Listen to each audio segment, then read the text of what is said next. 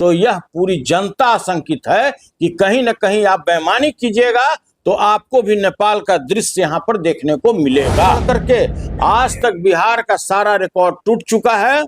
69% vote पोल हुआ है और यह वोट जो पोल हुआ है ये बदलाव के लिए हुआ। 2020 में किया कि 4-4 घंटा आपने काउंटिंग रोकवा दिया, 4-4 घंटा किसी को बारे में किसी को कुछ पता नहीं था।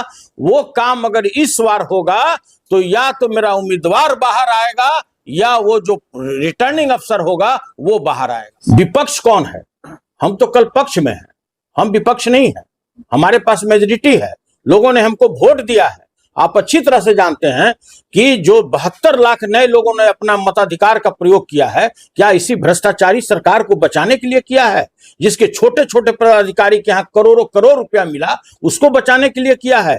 क्या उसको बचाने के लिए उन्होंने मताधिकार का प्रयोग किया है कि जिस तरह किसानों का शोषण और दोहन हो रहा है, क्या उसको बचाने के लिए लोगों ने वोट किया है कि जो किसी भी ब्लॉक में चले जाइए, किसी भी थाना में चले जाइए, किसी भी अनुमंडल में चले जाइए, मृत्यु प्रमाण पत्र लेने के लिए भी रिश्वत देना पड़ता है? क्या लोगों ने इसके लिए वोट किया है बढ़ करके? आज तक बिहार का सारा रिकॉर्ड टूट चुका है।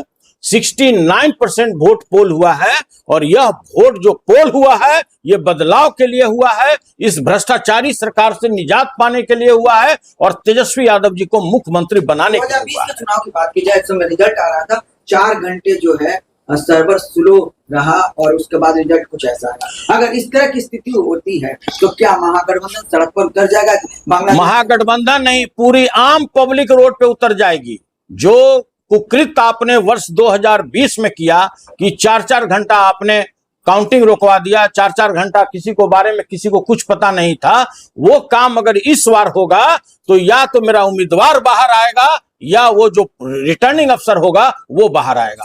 मैं आपको चेतावनी देना चाहता हूँ, पूरी जनता सड़क पर आएगी और वो दृश्य देखने को मिलेगा जो आपको नेपाल में देखने को मिला है। और पूरी जनता इस चीज से आशंकित है कि ये बेईमान लोग, जिस चुनाव आयोग के बारे में साख पर उसका बट्टा लग चुका है, जितने रिटर्निंग अफसर हैं, किस तरह से उनकी पोस्टिंग की गई है, तो यह पूरी जनता आशंकित है कि कहीं ना कहीं आप बेईमानी कीजिएगा तो आपको भी नेपाल का दृश्य यहाँ पर देखने को मिलेगा।